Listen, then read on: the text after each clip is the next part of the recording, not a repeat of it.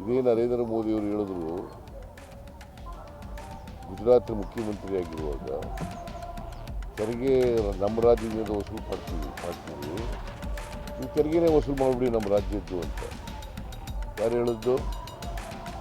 ಹಾಂ, ಮಿಸ್ಟರ್ ಮೋದಿ. ಯಾವಾಗ? ಮುಖ್ಯಮಂತ್ರಿ ಆಗಿರುವಾಗ. ಈಗೇನು ಹೇಳ್ತಾರೆ? ದೇಶ ವಿಭಜನೆ ಮಾಡೋಕ್ಕೆ ಹೊರಟವ್ರೆ ಅಂತ. ಆಗೇನಂತ ಕರಿಬೇಕು? ಈ ನರೇಂದ್ರ ಮೋದಿಯವರು ಹೇಳ್ತಾರೆ ಗೊತ್ತಾ, ನಮ್ಮ ತೆರಿಗೆ ನಮ್ಮ ಪಾಲು ಕೇಳಿದ್ರೆ ದೇಶ ವಿಭಜನೆ ಮಾಡೋಕ್ಕೆ ಹೊರಟವ್ರೆ ಅಂತ ಹೇಳ್ತಾರಲ್ಲ. ಈಗ ಮುಖ್ಯಮಂತ್ರಿ ಆಗಿರುವಾಗ ಏನಂತ ಕರಿಬೇಕು? ಅದಕ್ಕೆ ದೇಶ ವಿಭಜನೆ ಮಾಡೋಕ್ಕೆ ಹೋಗಿದ್ದವ್ರು ಯಾರು?